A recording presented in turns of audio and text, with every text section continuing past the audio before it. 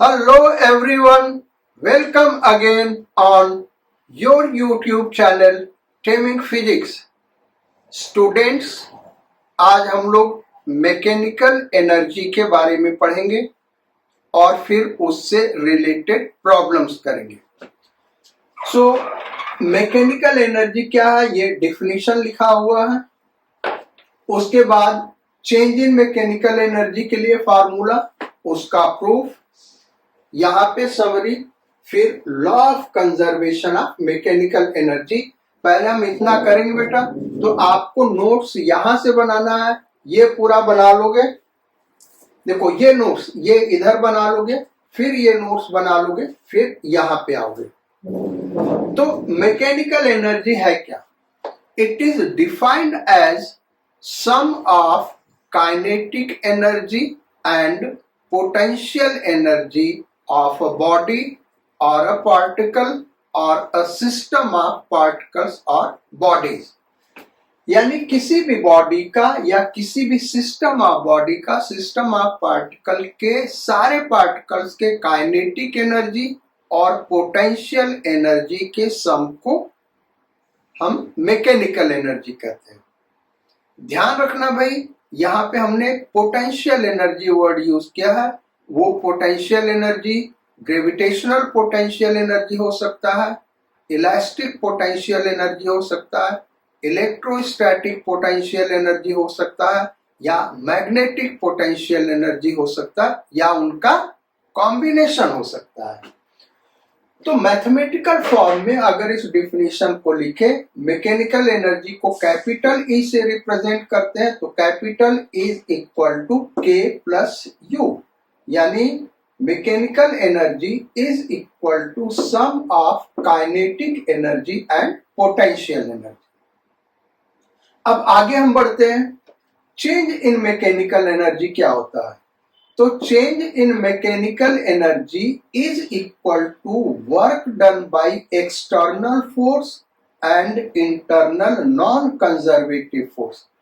यानी जो change in mechanical energy होगा बेटा, मतलब कि change in kinetic energy plus change in potential energy, वो किसके इक्वल होगा? Work done by external forces and internal non conservative forces. Mathematically हम लिख सकते हैं delta E is equal to work done by external force plus work done by non conservative force. Delta E का मतलब हुआ delta K plus delta you. अब इसका proof क्या है? तो प्रूफ बड़ा सिंपल है बेटा। देखो हमने वर्क एनर्जी थ्योरम में पढ़ाया हुआ है, work done by all forces is equal to change in kinetic energy. अब ऑल फोर्सेस में क्या क्या हो सकता है भाई? Work done by conservative force, work done by external force, work done by non conservative force is equal to change in kinetic energy. हमने ये भी पढ़ा है कि कंजर्वेटिव फोर्स के वर्क डन का नेगेटिव ले ले तो वो चेंज इन पोटेंशियल एनर्जी होता है। अब ये दोनों इक्वेशन अगर हम ऐड कर दें तो work done by conservative force यहाँ पॉजिटिव और यहाँ नेगेटिव साइन है, तो ये दोनों कैंसिल आउट हो जाएगा। यानी work done by external force plus work done by non conservative force is equal to delta K plus delta U, और इसी को हम डेल्टा ई कहते हैं। मतलब क्या हुआ? Work done by external force plus work done by non conservative force is equal to delta E. अब work done by different forces का एक समरी हम लिखें, तो work done by all forces is equal to change in kinetic energy. All forces में क्या क्या है? Conservative force, non conservative force and external force. इन सब के वर्क डन को हम निकालें तो वो क्या होगा? Change in kinetic energy. और work done by conservative force क्या होगा बेटा? Negative of change in potential energy. क्योंकि डिफिनेशन हमने ये पढ़ाया हुआ है, negative of work done by conservative force is equal to change in potential energy. ये माइनस साइन इधर भेज दें तो work done by conservative force is equal to negative of change in potential energy, और work done by external force plus work done by non conservative force वो किसके equal होगा, change in mechanical energy. हम इसको ऐसे भी कह सकते हैं work done by external force is equal to change in mechanical energy if non conservative force is zero. यानी अगर नॉन कंजर्वेटिव फोर्स जीरो हो या नॉन कंजर्वेटिव फोर्स का वर्क डन जीरो हो तो उस केस में चेंज इन मैकेनिकल एनर्जी क्या होगा, work done by external force. इसका एग्जाम्पल हम अभी बताएंगे बेटा, और इन चीजों को डिटेल में डिस्कस करेंगे। पहले हम यहां पे आ जाते हैं law of conservation of mechanical energy. Law of conservation of mechanical energy यानी मैकेनिकल एनर्जी कंजर्व हो यानी कांस्टेंट हो। तो कांस्टेंट कब होगा, चेंज इन मैकेनिकल एनर्जी ये है work done by external force plus work done by non conservative force. अगर ये दोनों जीरो हो जाए तो डेल्टा ई क्या हो जाएगा, जीरो, यानी change in mechanical energy zero, यानी मैकेनिकल एनर्जी क्या हो जाएगा, कांस्टेंट हो जाएगा। इसी चीज को यहां लैंग्वेज में लिखा हुआ है, if no external force acts on a system, यानी एक्सटर्नल फोर्स वर्क नहीं कर रहा है, and non conservative forces like frictional force and viscous force are absent. और क्या भाई, नॉन कंजर्वेटिव फोर्स एब्सेंट है तो उसका वर्क डन जीरो हो जाएगा। Then mechanical energy of the system remains constant. उस केस में मैकेनिकल एनर्जी कांस्टेंट हो जाएगा क्योंकि डेल्टा ई क्या हो जाएगा, जीरो।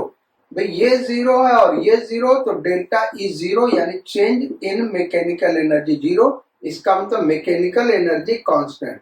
और मैकेनिकल एनर्जी क्या होता है, K plus U, kinetic energy plus potential energy is equal to constant. इसका मतलब K2 plus U2 is equal to K1 plus U1, यानी किसी दो स्टेट के काइनेटिक एनर्जी पोटेंशियल एनर्जी का सम हम देखेंगे तो दोनों जगह सेम आएगा। अब इसी चीज को हम बारी बारी से डिटेल में डिस्कस करते हैं जो हमने पढ़ा यहाँ पे। तो पहले तो मैकेनिकल एनर्जी का कुछ एग्जाम्पल लेते हैं, कहाँ पे मैकेनिकल एनर्जी होता है, यानी kinetic energy plus potential energy दोनों होता है। तो ऐसे हम बहुत सारे एग्जाम्पल जानते हैं बेटा जहां पे बॉडी के पास काइनेटिक एनर्जी होता है। ऐसे भी केसेस जानते हैं जहां पे बॉडी के पास पोटेंशियल एनर्जी होता है। अब हमको एग्जाम्पल ऐसा लेना है जहां पे बॉडी के पास काइनेटिक एनर्जी भी है और पोटेंशियल एनर्जी भी है। तो पोटेंशियल एनर्जी वो ग्रेविटेशनल हमने दो एलिमेंट में पढ़ा है, एक ग्रेविटेशनल पोटेंशियल एनर्जी, दूसरा इलास्टिक पोटेंशियल एनर्जी। एग्जांपल हम लेते हैं, जब सपोज करो फ्री स्पेस में एक बॉडी है और वो मूव कर रहा है फ्री स्पेस में, यानी कहीं कोई फोर्स नहीं लग रहा है और वो फ्री स्पेस में बॉडी मूव कर रहा है, तो इसके पास काइनेटिक एनर्जी होगा। अच्छा, दूसरा एग्जांपल, ग्राउंड से सर्टेन हाइट पे एक बॉडी हम रख दें, मान लो h हाइट पे रख दें, तो इसके पास क्या होगा, ग्रेविटेशनल पोटेंशियल एनर्जी u होगा। अब दोनों कब होगा, सपोज कर लो एक इंक्लाइंड प्लेन है और इस पे एक बॉडी मूव कर रहा है, ये एंगल थीटा ले ले और ये मूव कर रहा है v वेलोसिटी से, मास m ले ले और किसी मोमेंट पे इसका हाइट h है। तो अब देखो इसके पास काइनेटिक एनर्जी भी होगा जो होगा हाफ m v स्क्वायर, और ये ग्राउंड लेवल ले रहा है तो इसके पास ग्रेविटेशनल पोटेंशियल एनर्जी भी होगा यानी mgh भी होगा। तो इसके पास दो एनर्जी है और इस दोनों एनर्जी का सम ले ले तो इसी को हम कहेंगे मैकेनिकल एनर्जी। क्या है भाई, इसके पास मैकेनिकल एनर्जी है। दूसरा एग्जांपल ले, सपोज कर लो एक स्प्रिंग है और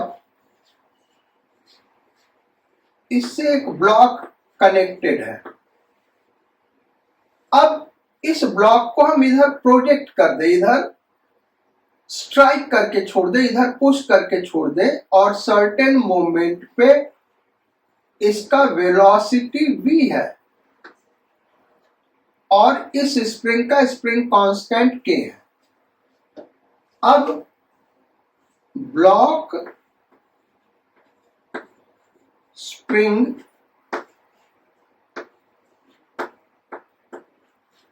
सिस्टम को अगर हम देखें, यानी हमारे सिस्टम में दो बॉडी है बेटा, एक ब्लॉक है, दूसरा स्प्रिंग है। तो इस पूरे सिस्टम में इसके पास देखोगे तो काइनेटिक एनर्जी होगा और स्प्रिंग के पास पोटेंशियल एनर्जी होगा, हाफ के एक्स स्क्वायर। तो अगर केवल ब्लॉक को कंसीडर करें तो उसके पास क्या है, काइनेटिक एनर्जी। अगर केवल स्प्रिंग को कंसीडर करें तो उसके पास क्या है, पोटेंशियल एनर्जी। कौन सा potential energy, elastic potential energy. लेकिन अगर ब्लॉक और स्प्रिंग दोनों को मिला के एक सिस्टम ले ले तो काइनेटिक एनर्जी भी है, पोटेंशियल एनर्जी भी है। इसी को हम क्या कहेंगे, mechanical energy of block spring system. Third एक और एग्जांपल हम ले रहे हैं, और थर्ड एग्जांपल ले रहा है। ऐसे बहुत सारे एग्जांपल हो सकते बेटा, उन एग्जांपल्स की कोई लिमिट नहीं है। कुछ एग्जांपल्स हम इसलिए डिस्कस कर रहे हैं क्योंकि ऐसे क्वेश्चंस आप आगे चल के करेंगे तो उसका आइडिया होना चाहिए, इसलिए हम कंसीडर कर रहे हैं। सपोज कर लो यहां पे एक स्प्रिंग है और इस स्प्रिंग से एक ब्लॉक कनेक्टेड है। ब्लॉक का मास m सपोज कर ले, इसका फोर्स कांस्टेंट k सपोज कर ले। अब हमने ब्लॉक को नीचे खींच के छोड़ दिया तो ये ऑसिलेट करेगा, ऊपर नीचे ऑसिलेट करेगा। तो किसी भी मोमेंट पे देखोगे तो मान लो इसके पास वेलोसिटी v है, वो भी एक्सट्रीम पोजीशन पे 0 होगा। यानी जब सबसे ऊपर होगा तब भी वेलोसिटी 0 होगा, जब सबसे नीचे होगा तब भी वेलोसिटी 0 होगा। उसके अलावा किसी भी पोजीशन पे होगा तो ब्लॉक के पास स्पीड होगा, यानी काइनेटिक एनर्जी होगा। उस स्प्रिंग के पास इलास्टिक पोटेंशियल एनर्जी होगा। और ब्लॉक का ग्राउंड, ये ग्राउंड सपोज कर ले तो ग्राउंड से सर्टेन हाइट है, इसके वजह से इसके पास ग्रेविटेशनल पोटेंशियल एनर्जी भी होगा। किसके पास, ब्लॉक के पास। तो अब अगर हम ब्लॉक, स्प्रिंग सिस्टम को देखें, ब्लॉक स्प्रिंग सिस्टम, तो अब इसके पास टोटल एनर्जी क्या क्या है जिसको हम मैकेनिकल एनर्जी कहेंगे। एक तो ब्लॉक के पास काइनेटिक एनर्जी है, हाफ m v स्क्वायर। दूसरा ब्लॉक के पास ग्रेविटेशनल पोटेंशियल एनर्जी यानी mgh। और तीसरा स्प्रिंग के पास elastic potential energy half k x square. तो ब्लॉक स्प्रिंग सिस्टम का जो मैकेनिकल एनर्जी है वो ब्लॉक के काइनेटिक एनर्जी और ग्रेविटेशनल पोटेंशियल एनर्जी का सम है और स्प्रिंग के इलास्टिक पोटेंशियल एनर्जी का सम है। तो इस तरीके से ब्लॉक स्प्रिंग सिस्टम का ये मैकेनिकल एनर्जी हो गया। अब हम लोग आगे बढ़ते बेटा और law of conservation of mechanical energy पे आते हैं। यहां पे जो ये चीज लिखा है बेटा, ये कंपटीशन के लिए बड़ा ही इंपॉर्टेंट है, इसको आपको ध्यान रखना है। न्यूमेरिकल्स में हम इनका यूज करेंगे, इसको ऑलरेडी हमने डिस्कस कर दिया है। हम डिस्कस करेंगे law of conservation of mechanical energy का एग्जाम्पल। इनका एग्जाम्पल क्या, law of conservation of mechanical energy का। एग्जाम में 11th के एग्जाम में ये आता भी है बेटा, define law of conservation of mechanical energy with proper example, यानी प्रॉपर एग्जाम्पल आपको देना होगा और वहां पे दिखाना होगा कैसे मैकेनिकल एनर्जी कंजर्व हो रहा है। तो एग्जाम्पल्स पे आते हैं, उसके बाद हम लोग न्यूमेरिकल्स पे आएंगे। ये जो अभी हमने थियरी पढ़ा है इस पे न्यूमेरिकल्स कैसे कैसे बनते हैं। सो एग्जाम्पल पे आते हैं। जैसे सपोज करो हमने किसी बॉडी को वर्टिकली अपवर्ड प्रोजेक्ट किया, इसका मास हम m ले लें और वेलोसिटी u से प्रोजेक्ट किया, तो ये क्या होगा भाई, पहले ऊपर जाएगा और फिर नीचे आएगा। अब जब ये ऊपर जा रहा, मान लो किसी हाइट h पे यहां पे पहुंचा, इसका वेलोसिटी हो गया v, सर्टेन हाइट h पे पहुंचा तो वेलोसिटी क्या हो गया भाई, v हो गया। अगर हम देखें बेटा, ये पोजीशन 1 ले लें या स्टेट 1 और ये स्टेट 2, यहां पे एयर फ्रिक्शन नहीं लग रहा है, ये अंडरस्टूड है। एक्सटर्नल फोर्स नहीं लग रहा, जो ग्रेविटेशनल फोर्स है उसको कंजर्वेटिव फोर्स कंसीडर करेंगे, इंटरनल कंजर्वेटिव फोर्स, बाहर से कोई फोर्स नहीं लग रहा। हमने जब ये वेलोसिटी दिया होगा तभी फोर्स लगाया होगा, उसके बाद कोई फोर्स एक्ट नहीं कर रहा है। अब स्टेट 1 और स्टेट 2 में देखें तो इन दोनों का काइनेटिक एनर्जी सेम नहीं है, काइनेटिक एनर्जी सेम नहीं है, यहाँ पे काइनेटिक एनर्जी घट गई होगी। Gravitational potential energy state 1 state 2 का देखें तो यहाँ पे ग्राउंड पे है ग्रेविटेशनल पोटेंशियल एनर्जी 0, यहाँ पे हाइट h पे है ग्रेविटेशनल पोटेंशियल एनर्जी mgh, तो वो भी सेम नहीं है, वो भी सेम नहीं है, यानी half mv² is not equal to half mu²। मतलब क्या हुआ कि K2 is not equal to K1, K2 K1 के इक्वल नहीं है। दूसरा देखें तो यहां पे ग्रेविटेशनल पोटेंशियल एनर्जी 0 है, यहां पे mgh है, यानी U2 जो कि mgh है is not equal to U1, state 1 के ग्रेविटेशनल पोटेंशियल एनर्जी के बराबर नहीं है। लेकिन इन दोनों का सम हम देखेंगे तो K2 plus U2 is equal to K1 plus U1। ये दोनों आपस में बराबर नहीं है, लेकिन इनका सम बराबर होगा। क्या होगा भाई, मैकेनिकल एनर्जी कंजर्व रहेगा, मैकेनिकल एनर्जी कांस्टेंट रहेगा। K2 plus U2 is equal to K1 plus U1।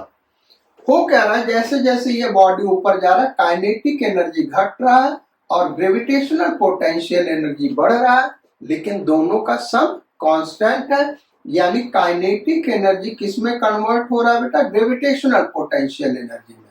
और फिर हाईएस्ट पॉइंट से नीचे आएगा तो काइनेटिक एनर्जी इंक्रीज करेगा और ग्रेविटेशनल पोटेंशियल एनर्जी डिक्रीज करेगा, लेकिन दोनों का सम क्या होगा, कांस्टेंट होगा।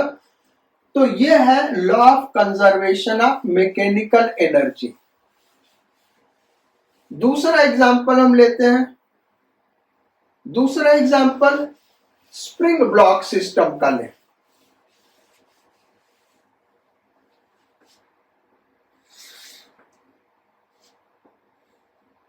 Second example spring block system का। ऐसे एक स्प्रिंग है और यहां पे ब्लॉक कनेक्टेड है, फोर्स कांस्टेंट K और इसका वेलोसिटी U मान ले, मास M। अब होगा क्या बेटा, इसको अगर हम छोड़ देंगे तो ये ऑसिलेट करेगा, ये इस तरीके से आगे जाएगा फिर पीछे आएगा, फिर आगे जाएगा फिर पीछे आएगा, इस तरीके से ऑसिलेट करेगा। किसी मोमेंट पे हम सपोज कर लें ये ब्लॉक यहां पे है, इसका वेलोसिटी चेंज करके हो गया v, और एक्सटेंशन कितना हो गया भाई, स्प्रिंग में फैलाव कितना हुआ, एक्सटेंशन कितना हुआ, इसको मान ले हम x। तो अब इस केस में देखें फ्रिक्शनल फोर्स जीरो है, mu is equal to zero, यानी कोई भी नॉन कंजर्वेटिव फोर्स नहीं लग रहा, कोई एक्सटर्नल फोर्स नहीं है, क्योंकि स्प्रिंग ब्लॉक सिस्टम हम ले रहे हैं, ये दोनों एक सिस्टम है। तो जब इस दोनों को एक सिस्टम ले लेंगे तो इस सिस्टम पे एक्सटर्नल फोर्स यही वॉल लगा रहा होगा। कौन लगा रहा होगा बेटा, यहां पे फोर्स लग रहा होगा। ऐसे अगर हम दोनों को अलग अलग ले तो इस ब्लॉक पे स्प्रिंग फोर्स लगाएगा पीछे की ओर, और ब्लॉक स्प्रिंग पे फोर्स लगाएगा आगे की ओर। लेकिन दोनों को एक सिस्टम ले ले तो वो क्या हो गया, इंटरनल फोर्स। ओके, अब एक्सटर्नल फोर्स क्या होगा, जब इन दोनों को सिस्टम लेंगे तो यहां पे फोर्स लग रहा होगा, ये वॉल इस स्प्रिंग पे फोर्स लगा रहा होगा, अदरवाइज स्प्रिंग का ये वाला एंड उधर चला जाएगा। लेकिन उसका वर्क डन क्या होगा बेटा, जीरो। वर्क डन क्या होगा, जीरो, क्योंकि इसका डिस्प्लेसमेंट जीरो है। तो इसीलिए हमने यहां पे लिखा है कि कोई एक्सटर्नल फोर्स नहीं लग रहा, या हो सकता है एक्सटर्नल फोर्स लग रहा हो लेकिन उसका वर्क डन क्या है, zero. Internal force non conservative force absent है, यानी इसका मैकेनिकल एनर्जी क्या होगा, कांस्टेंट होगा। यहां का काइनेटिक एनर्जी देखें तो हाफ एम यू स्क्वायर, और यहां का पोटेंशियल एनर्जी देखें तो जीरो होगा, क्योंकि स्प्रिंग में एक्सटेंशन जीरो है। यहां पे काइनेटिक एनर्जी देखें तो होगा हाफ एम वी स्क्वायर, और यहां का इलास्टिक पोटेंशियल एनर्जी देखें तो हाफ के एक्स स्क्वायर। अब ये देखो बेटा, ये इसके बराबर नहीं है और न तो ये इसके बराबर है, लेकिन हम ध्यान से देखें तो इलास्टिक पोटेंशियल एनर्जी क्या हो रहा है, इंक्रीज कर रहा है, और काइनेटिक एनर्जी डिक्रीज कर रहा है।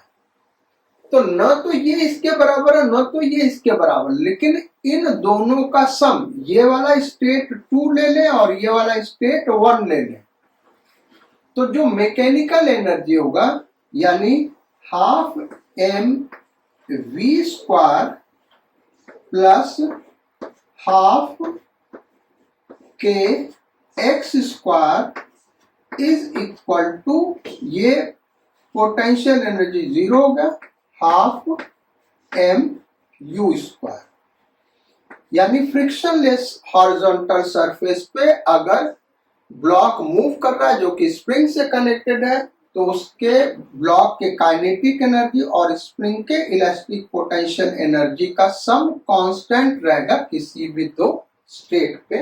ये हो गया law of conservation of mechanical energy.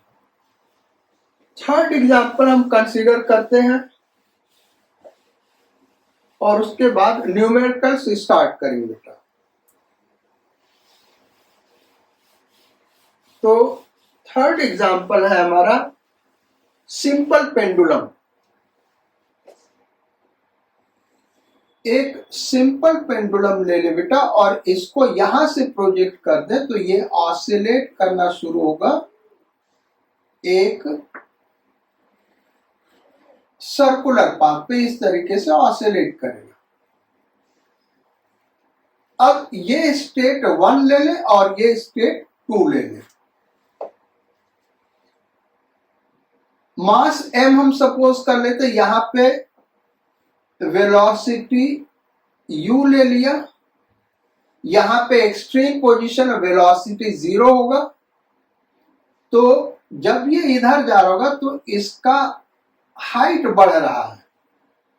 हम अगर इस लेंथ को L सपोज कर लेते, थ्रेड का लेंथ L सपोज कर लेते और ये थीटा सपोज कर लेते, देखो हो क्या रहा है, जैसे जैसे आगे की ओर बढ़ेगा वैसे वैसे काइनेटिक एनर्जी डिक्रीज करेगा और पोटेंशियल एनर्जी क्या होगा, इंक्रीज करेगा। लेकिन दोनों का सम कांस्टेंट होगा। क्यों कांस्टेंट होगा बेटा? क्योंकि इस ब्लॉक पे हम देखें तो दो ही फोर्स लग रहा होगा, एक ग्रेविटेशनल फोर्स जो कंजर्वेटिव फोर्स है और दूसरा फोर्स लगेगा टेंशन।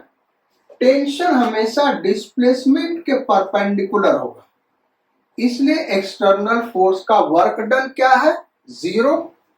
एयर फ्रिक्शन नहीं लग रहा है तो इसका मतलब एक्सटर्नल फोर्स का वर्क डन जीरो हो गया और नॉन कंजर्वेटिव फोर्सेस एब्सेंट है। इसका मतलब मैकेनिकल एनर्जी क्या होगा, कांस्टेंट होगा। तो ये जब यहां पे पहुंच रहा है, इस हाइट को हम सपोज कर लें h, तो यहां का काइनेटिक एनर्जी यानी half m v square is equal to यहां का potential energy m g h. ये चीज हम लिख सकते हैं। हाँ, अगर हम कोई इंटरमीडिएट स्टेट ले लें, ये बीच का कोई इंटरमीडिएट स्टेट ले लें बेटा, जो एक्सट्रीम पोजीशन है, ये हम ले लें, तो यहां पे काइनेटिक एनर्जी जीरो नहीं होगा। इसको स्टेट 3 ले लें, तो यहां पे कुछ वेलोसिटी होगा, उसको v हम मान लें, और ये जो हाइट राइज करेगा, ये सर्टेन हाइट ये राइज करेगा, इसको हम h डैश मान लें। तो उस केस में स्टेट 1 का और स्टेट 3 का मैकेनिकल एनर्जी क्या होगा, सेम होगा। ये u लिखना था बेटा, यहां का kinetic energy half m u square, यहां u है वेलोसिटी, यहां v। तो स्टेट 3 में हम देखें तो काइनेटिक एनर्जी हो गया half m v square plus gravitational potential energy, यहां ग्राउंड ले रहे हैं तो इसका हाइट h डैश है यानी एम जी एच डैश। ये हो गया मैकेनिकल एनर्जी बॉल का स्टेट 3 में इज इक्वल टू स्टेट 1, ये वाला यहां पे ही ग्राउंड लेवल ले रहे हैं तो ग्रेविटेशनल पोटेंशियल एनर्जी जीरो हो गया, केवल काइनेटिक एनर्जी होगा हाफ एम यू स्क्वायर, और ग्रेविटेशनल पोटेंशियल एनर्जी क्या है बेटा, जीरो। तो दोनों स्टेट के काइनेटिक एनर्जी और पोटेंशियल एनर्जी का सम क्या होगा, कांस्टेंट होगा। यही है हमारा law of conservation of mechanical energy. अब इसी पे हम लोग आज प्रॉब्लम्स करेंगे। तो प्रॉब्लम स्टार्ट करते बेटा। वीडियो को आप 10 सेकेंड फॉरवर्ड कर लीजिए, क्योंकि 10 सेकेंड तक हम इसको इरेज कर रहे होंगे और आपका टाइम पास होगा, तो उससे अच्छा आप वीडियो को फॉरवर्ड कर लीजिए। फिर उसके बाद कुछ एक सिंपल न्यूमेरिकल्स करते हैं, इनके एप्लीकेशन पे law of conservation of mechanical energy के एकदम फंडामेंटल चीज सिखाएंगे बेटा, ऐसा फंडामेंटल जो आपको कहीं मिलेगा नहीं, और बहुत सारे बच्चों के दिमाग में वो क्वेश्चंस आते होंगे जो हम रेज करने जा रहे हैं, यहां पे उसका आपको आंसर मिलेगा। और फिर नेक्स्ट टर्म इसी के ऊपर हम टफ क्वेश्चंस करेंगे, यानी कॉम्पिटिटिव लेवल के क्वेश्चंस करेंगे। आज हम केवल फंडामेंटल क्वेश्चन करने जा रहे हैं बेटा, जहां से आपके कॉन्सेप्ट्स को क्लियर कर सके कि एक्सटर्नल फोर्स क्या होता है और इंटरनल फोर्स क्या होता है। इन चीजों को हम डिस्कस करेंगे। तो करते हैं question number 1।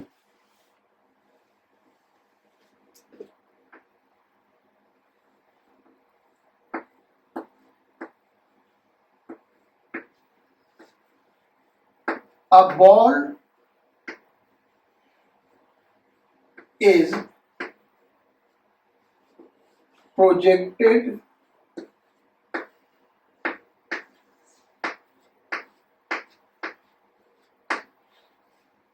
vertically upwards with velocity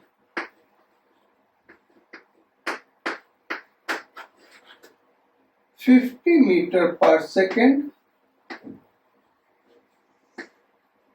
from ground.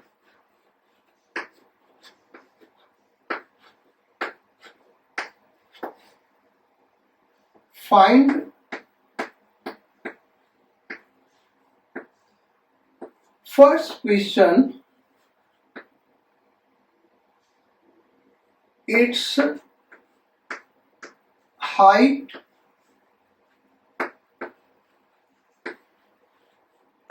when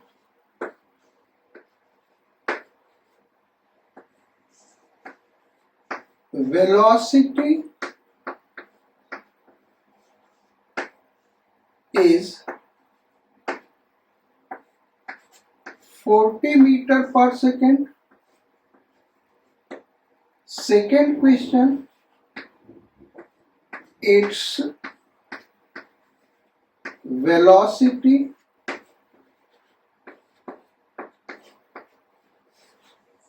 when height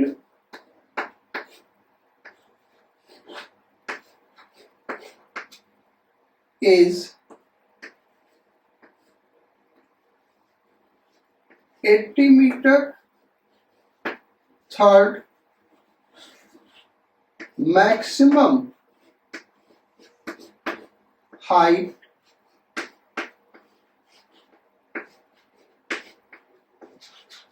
of the ball maximum height कितना राइज करेगा। ये 3 क्वेश्चंस है। करेक्ट, एक बॉल है उसको 50 मीटर पर सेकेंड से ball is projected vertically upwards with velocity 50 metre पर सेकेंड। इसमें सबसे इजी क्वेश्चन ये है बेटा, तो पहले हम इसी के करेंगे, maximum height of the ball. फिर हम पहला क्वेश्चन और दूसरा क्वेश्चन या इसी सीक्वेंस में 1 2 3 हम करते हैं। करेंगे कैसे इस क्वेश्चन को, हम चाहे तो किनेमेटिक्स से भी कर सकते हैं बेटा। किनेमेटिक्स को जनरली काइनेमेटिक्स कहते हैं। वैसे आप अगर देखेंगे तो इसका करेक्ट प्रोनाउंसिएशन किनेमेटिक्स है। जनरली लोग क्या कहते हैं, काइनेमेटिक्स। तो करते हैं पहले फर्स्ट क्वेश्चन, हाइट निकालना व्हेन वेलोसिटी इज 40 मीटर पर सेकेंड। तो ये हमारा बॉल है बेटा, इसको ग्राउंड से हमने प्रोजेक्ट किया 50 मीटर पर सेकेंड से।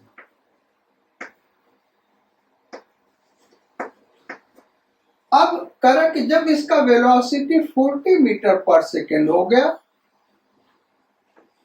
तो कितने हाइट पे होगा, उसको हम h सपोज कर लें। इसी h को हमको फाइंड आउट करना है। वैसे हम चाहें तो v² = u² + 2as वाला फार्मूला वर्टिकल डायरेक्शन में लगा के सॉल्व कर सकते हैं, वहां से आ जाएगा। अब law of conservation of mechanical energy से कैसे करें, तो सबसे पहले दिमाग में क्वेश्चन ये रेज होता है कि law of conservation of mechanical energy क्यों लगाने जा रहा है। हो क्या रहा बेटा, जब भी कोई बॉडी या सिस्टम ऑफ बॉडी किसी एक स्टेट से दूसरे स्टेट में जा रहा है, यानी आपको दिख रहा है कि उसका पोजीशन चेंज हो रहा है और आपके दिमाग में ये भी आ रहा है कि काइनेटिक एनर्जी भी चेंज हो रहा है, फिर आप ध्यान देंगे तो उसका कोई ना कोई पोटेंशियल एनर्जी भी चेंज हो रहा होगा।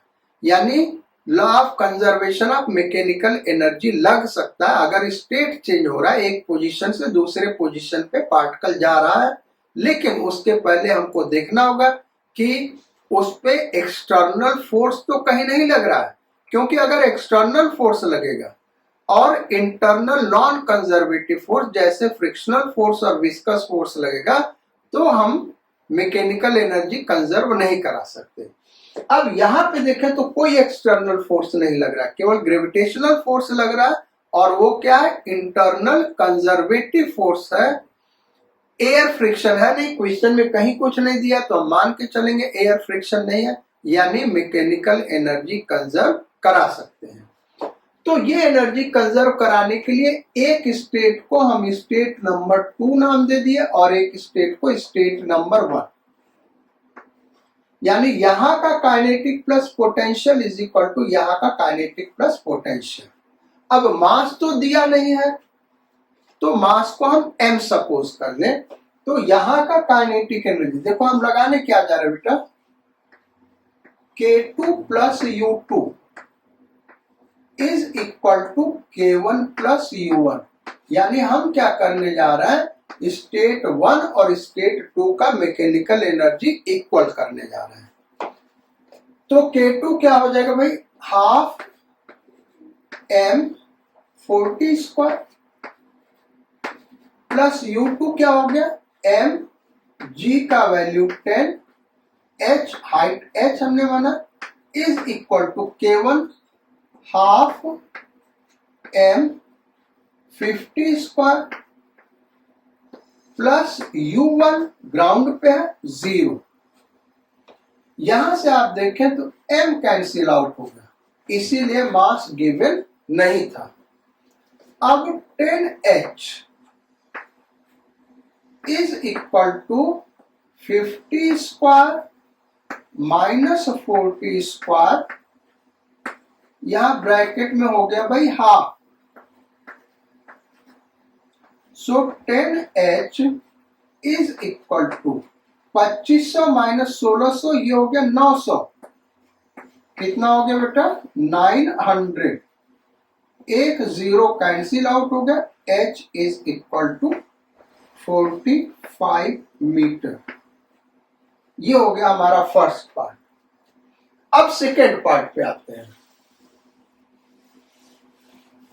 सेकेंड पार्ट करा कि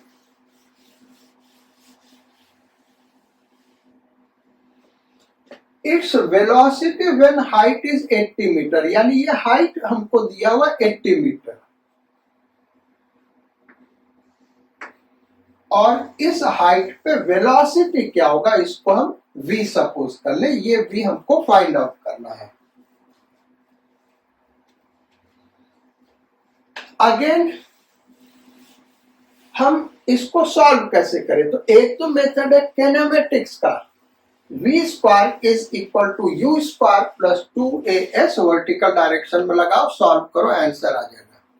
लेकिन यहां पे हम law of conservation of mechanical energy सिखा रहे बेटा, तो हम वहीं से करेंगे।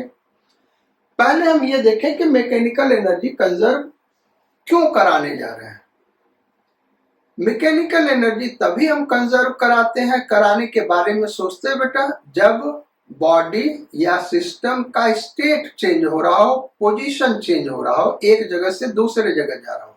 तो हम ये देखते हैं कि इस मोशन में एक जगह से दूसरे जगह गया, उसमें कोई एक्सटर्नल फोर्स लग रहा है कि नहीं और इंटरनल नॉन कंजर्वेटिव फोर्स लग रहा है कि नहीं।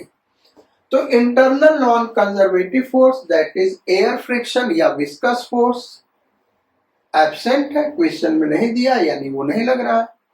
एक्सटर्नल फोर्स कोई है नहीं, ग्रेविटेशनल फोर्स को हम क्या मानेंगे, इंटरनल कंजर्वेटिव फोर्स, क्योंकि वो ग्रेविटेशनल पोटेंशियल एनर्जी कॉज करेगा। तो यानी मैकेनिकल एनर्जी कंजर्व करा सकते हैं। इसको कराने के लिए यहां का हमको वेलोसिटी निकालना, तो स्टेट 2 ले लिया, यहां का सारा एनर्जी पता है इसलिए स्टेट 1 ले लिया। अब मैकेनिकल एनर्जी कंजर्व करा तो K2 plus U2 is equal to K1 plus U1। अब K2 हाफ mv स्क्वायर, वही v तो हमको निकालना है यार, तो v square plus potential energy, gravitational potential energy m, g दिया है 10, h 80 is equal to K1 half m50 square, half m50 square plus U1, वहां पे ग्राउंड पे ही बॉडी है, 0 हो गया। m अगेन देखो ये कैंसिल आउट हो रहा है बेटा, सो v स्क्वायर बाई 2, ये क्या हो गया v स्क्वायर बाई 2 प्लस ये कितना हो गया बेटा 800 इज इक्वल टू ये कितना हो गया 2500 by 2. So v square plus 1600 is equal to 2500. So v square is equal to 2500 minus 1600, 900. So v is equal to 30 meter per second. Basically plus minus 30 metre पर सेकेंड होगा, क्योंकि velocity का plus minus होगा. Plus कब, जब ऊपर की ओर जा रहा होगा, और माइनस कब, जब हाईएस्ट पॉइंट पे पहुंच के नीचे की ओर आएगा, तब यहाँ पे वेलोसिटी -30 हो जाएगा बेटा. स्पीड पूछता तो 30 मीटर पर second, velocity plus minus 30 metre पर सेकेंड. प्लस कब, जब ऊपर की ओर जा रहा होगा 80 मीटर हाइट पे, और माइनस कब, जब नीचे की ओर आ रहा होगा और उसी 80 मीटर हाइट पे होगा, तब -30 मीटर पर सेकेंड. अब इसके लास्ट पार्ट को करते हैं, और लास्ट पार्ट क्या कर रहा है, maximum height of the ball, यानी बॉल मैक्सिमम हाइट कितना अटेन करेगा ये हमको फाइंड आउट करना है. तो मैक्सिमम हाइट हम कैपिटल H सपोज कर ले बेटा, ये मैक्सिमम हाइट है. क्या है, कैपिटल H. अब चूंकि बॉल मैक्सिमम हाइट पे है, तो इसका मतलब कि इसका वेलोसिटी यहां पे क्या होगा, 0 होगा. प्रॉब्लम को सॉल्व कैसे किया जाए, तो किनेमेटिक्स का भी फार्मूला लगा के सॉल्व कर सकते हैं. v square equal to u square plus 2as, vertical direction में s को h ले लेंगे, a को -g ले लेंगे, सॉल्व करोगे आ जाएगा 125 मीटर आएगा. आप सॉल्व करके देखना. सेकेंड मेथड है law of conservation of mechanical energy. Mechanical energy क्यों कंजर्व करा रहे हैं, क्योंकि एयर फ्रिक्शन लग नहीं रहा है, कोई एक्सटर्नल फोर्स लग नहीं रहा है, केवल एक ही फोर्स है, ग्रेविटेशनल फोर्स, और वो इंटरनल कंजर्वेटिव फोर्स में कंसीडर होगा. तो अब हम एक स्टेट ये लेंगे क्योंकि यहाँ का वेलोसिटी पता है, और एक स्टेट ये लेंगे क्योंकि यहाँ का हाइट हमको फाइंड आउट करना है. ये दो स्टेट हमने चूज कर लिया बेटा. अब लिखें K2 plus U2 is equal to K1 plus U1. ये लो भाई, K2 कितना होगा 0, क्योंकि हाईएस्ट पॉइंट पे वेलोसिटी 0, प्लस U2 कितना होगा m इंटू जी हो गया 10 इंटू h, वही तो हमको निकालना है. और K1 क्या हो गया भाई, हाफ m50 स्क्वायर, और U1 क्या हो गया बेटा 0. m अगेन कैंसिल आउट हो गया. 10h is equal to 2500 by 2, 1250. तो h इज इक्वल टू क्या हो गया 125 मीटर. ये हो गया भाई हमारा फर्स्ट क्वेश्चन. अब आते हैं सेकेंड क्वेश्चन पे. Question number 2.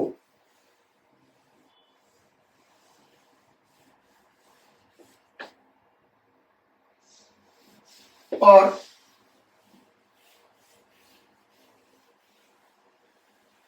क्वेश्चन नंबर 2 क्या है,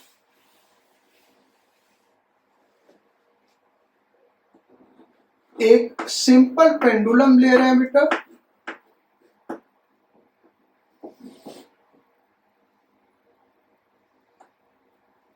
बॉल का मास m और लेंथ L यहां से हैंग किया गया है. इसको हमने हॉरिजॉन्टल डायरेक्शन में वेलोसिटी u दिया. हॉरिजॉन्टल डायरेक्शन में वेलोसिटी u दिया. जब इसको इधर हॉरिजॉन्टल डायरेक्शन में वेलोसिटी v u देंगे तो ये इस तरीके से सर्कुलर पाथ पे चलेगा, क्योंकि यहाँ पे बंधा हुआ तो ये लेंथ तो कांस्टेंट रहने वाला, सर्कुलर पाथ पे ऐसे चलेगा। This angle is 37 degree.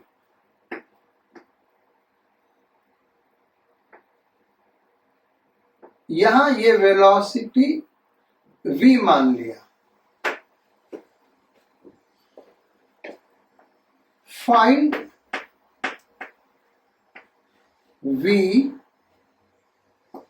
ये v हमको निकालना बेटा, when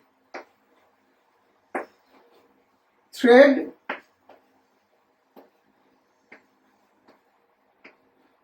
makes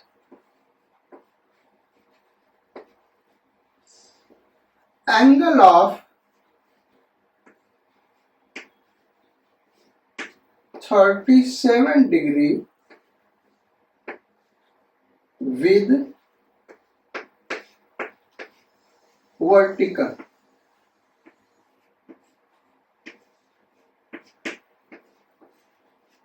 वर्टिकल से जब थ्रेड 37 डिग्री बना रहा है तब वेलोसिटी v क्या होगा, यहां का इनिशियल वेलोसिटी u दिया होगा।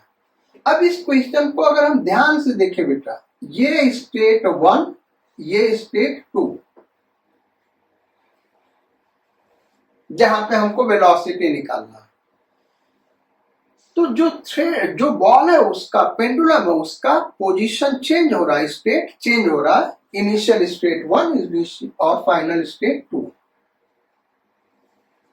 अब देखिए फोर्सेस क्या क्या लग रहा है। तो air friction 0, viscous force 0, air friction को ही विस्कस फोर्स कहते हैं, वो 0 है, यानी उसका वर्क डन 0 हो गया। अब फोर्सेस देखें तो एक ग्रेविटेशनल फोर्स लग रहा होगा जो इंटरनल कंजर्वेटिव फोर्स है, ये ध्यान रखना, gravitational force internal conservative force है। ऐसे इलास्टिक फोर्स स्प्रिंग का इंटरनल कंजर्वेटिव फोर्स है, तो वो तो लग रहा होगा। तीसरा फोर्स टेंशन लग रहा होगा, ये यहां पे ऐसे टेंशन लग रहा होगा इधर, और यहां पे टेंशन इधर लग रहा होगा, ये एक्सटर्नल फोर्स में आएगा। ये क्या होगा भाई, एक्सटर्नल फोर्स में आएगा, लेकिन इसका वर्क डन 0 होगा, क्योंकि tension is always perpendicular to velocity. तो टेंशन का वर्क डन क्या होगा, 0 होगा।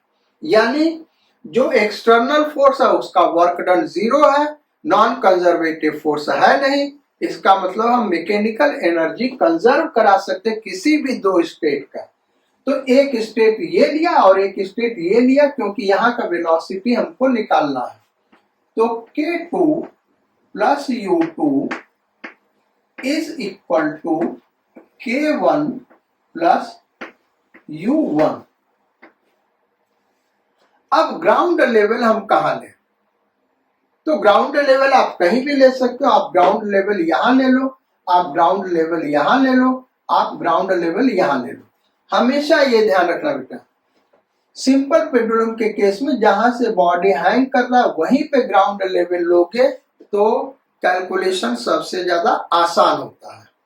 पहली चीज, कैलकुलेशन सबसे ज्यादा आसान होगा। दूसरी चीज आपको ध्यान देना होगा, उस केस में अगर दोनों स्टेट में बॉल इस लेवल के नीचे है, यानी उसका ग्रेविटेशनल पोटेंशियल एनर्जी क्या होगा भाई, निगेटिव होगा, ये ध्यान देना होगा। तो अब लिखते हैं K2 यानी यहां का kinetic energy half mv² plus यहां का ग्रेविटेशनल पोटेंशियल एनर्जी। तो ग्रेविटेशनल पोटेंशियल एनर्जी निकालने के लिए हमको ये निकालना होगा हाइट, ये वाला, क्योंकि ये ग्राउंड लेवल है तो ये हाइट निकालना होगा। उसको अभी हम h ही ले रहे हैं, चूंकि नीचे की ओर है तो निगेटिव लेंगे, -mgh is equal to K1 यानी यहां का काइनेटिक एनर्जी हाफ mu², और यहां का ग्रेविटेशनल पोटेंशियल एनर्जी बेटा निगेटिव हुआ क्योंकि ग्राउंड लेवल यहां लिया है, और कितना नीचे है, तो एल नीचे है ना, ये थ्रेड का लेंथ एल है, तो माइनस एम जी एल। अब देखो भाई m m m m cancel out हो गए, 2 से मल्टीप्लाई कर दें तो v square minus 2GH is equal to u square minus, यहां पे एल आएगा ना, एल, क्योंकि इस केस में हाइट एल हो गया यहां से यहां, माइनस क्या हो गया 2GL, 2GL ये हो गया। तो v square is equal to u square plus 2GH minus 2GL is equal to u square. यहां पे हम माइनस 2G कॉमन ले रहे हैं, क्या ले रहे हैं कॉमन, माइनस 2G, तो माइनस 2G हमने कॉमन ले लिया बेटा, तो ब्रैकेट में बचा L माइनस एच, क्या हुआ L माइनस एच, भाई माइनस 2G कॉमन हो गया तो ये वाला पॉजिटिव हो जाएगा, ये वाला निगेटिव हो जाएगा। अब इस H को हमको निकालना है, तो ये देखो यहां से यहां तक क्या है L, भाई ये अगर L है, यहां से यहां तक L है, तो वही थ्रेड है, यहां से यहां तक L होगा, ये L होगा। अब हम क्या करें, ये राइट एंगल ट्रायंगल कंसीडर करें,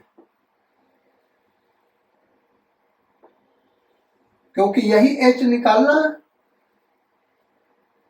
इस राइट एंगल ट्रायंगल को कंसीडर करें बेटा, ये L और H में रिलेशन क्या होगा, तो cos 37 अगर हम निकाले, यहीं पे हम निकाल देते हैं, cos 37 इज इक्वल टू क्या होगा, बेस हो जाएगा H अपॉन हाइपोटेन्यूज L, और cos 37 का वैल्यू क्या होता है बेटा, 4/5, 4/5 इज इक्वल टू H/L, यानी H कितना हो गया बेटा, 4L/5, ये वैल्यू यहां पे पुट कर दे H का, तो यू स्क्वायर माइनस 2G और H को 4L/5, तो L माइनस 4L/5 क्या हो गया, L/5,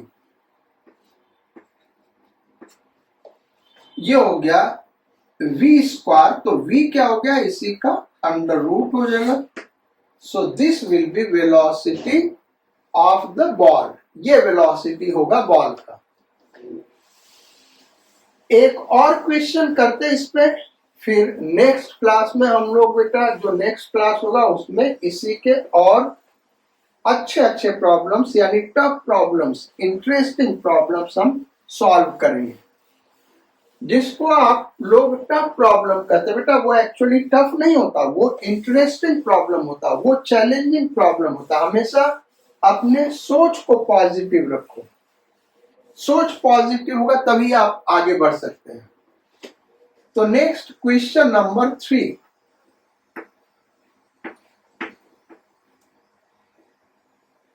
यहां पे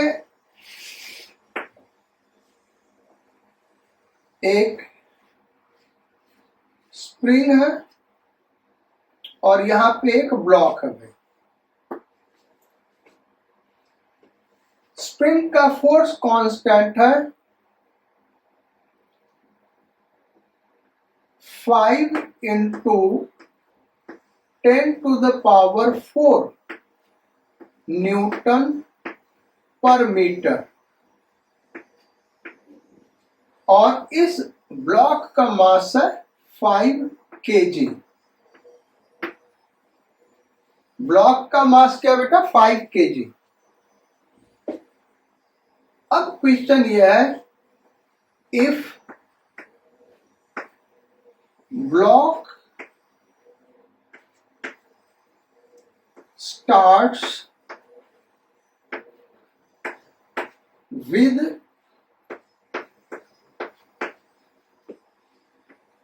initial velocity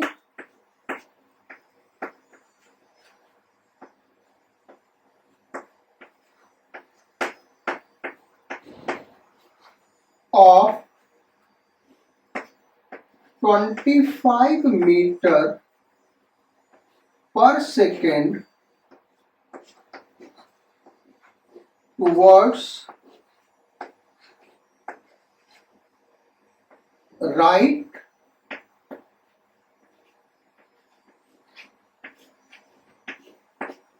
find first question maximum extension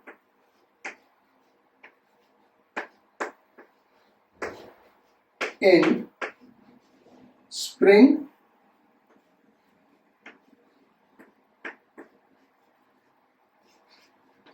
second question extension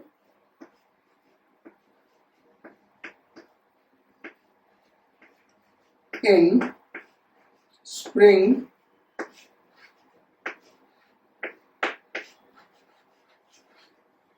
when speed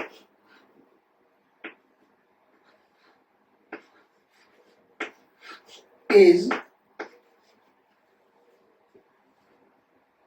9 metre पर सेकेंड।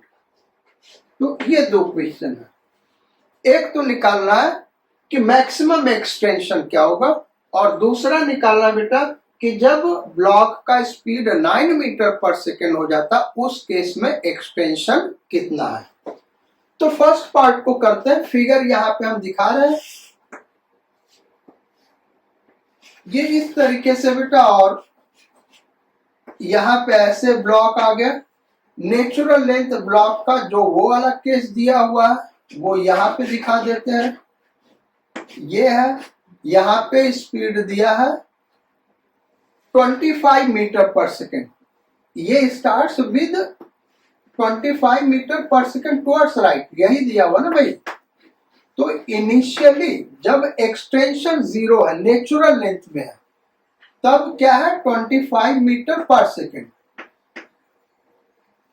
अब ये इधर जा रहा है, एक्सटेंशन हम x मान ले या x not, maximum extension x not.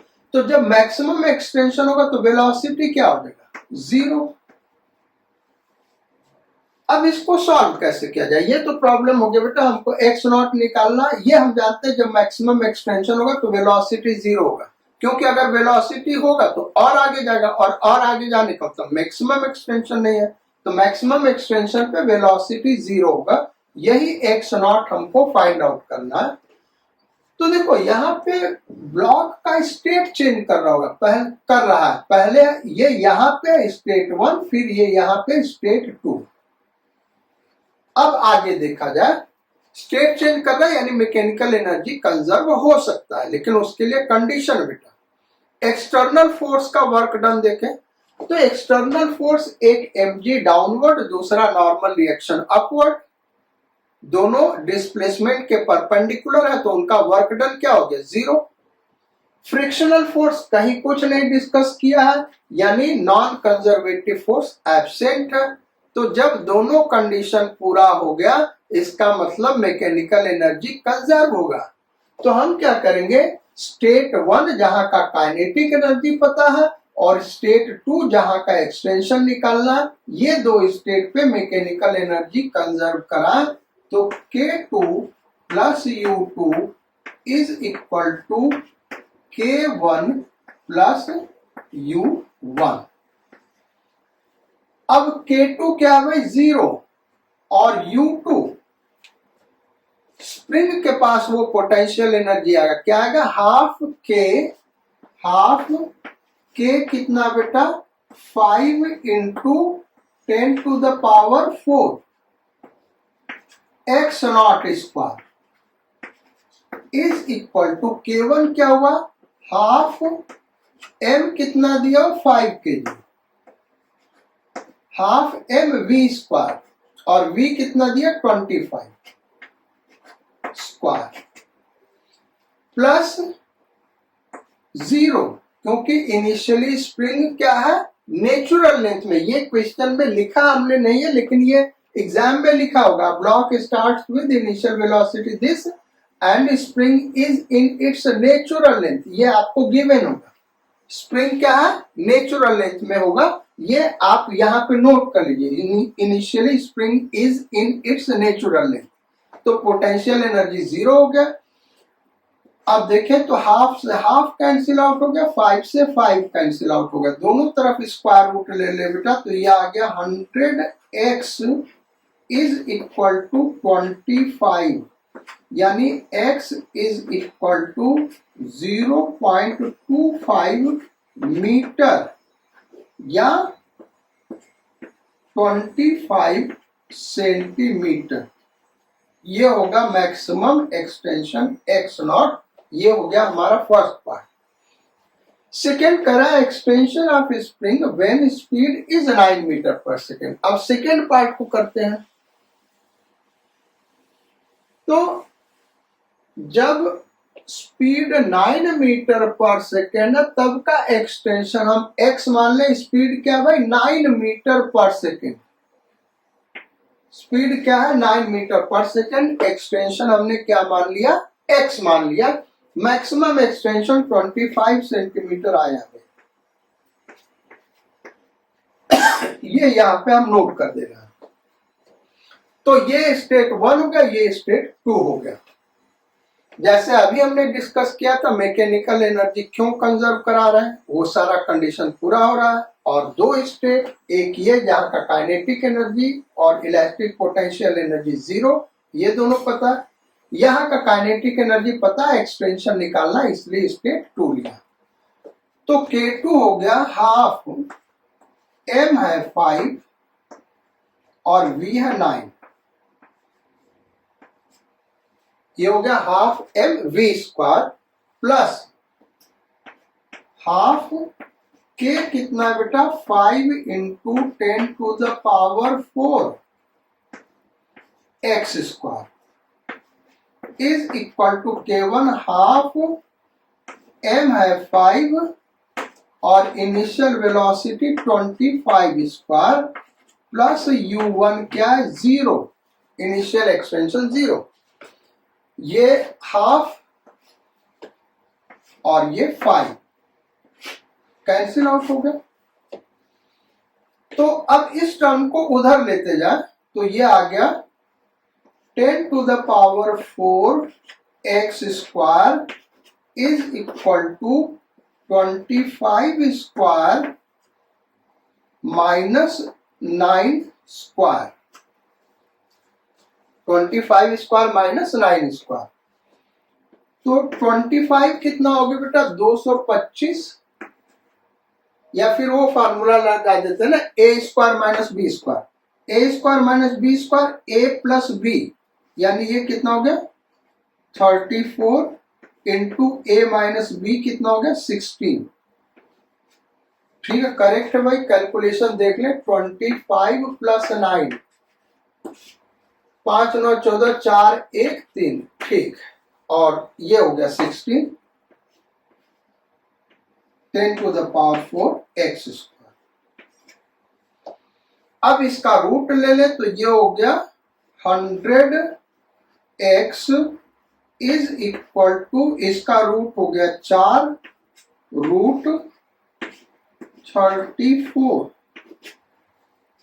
तो इसको सॉल्व कर लो बेटा, x is equal to 4/100 into root 34। ये आप अपने से सॉल्व कर सकते हैं, जो भी आंसर आएगा इतना मीटर हो गया बेटा।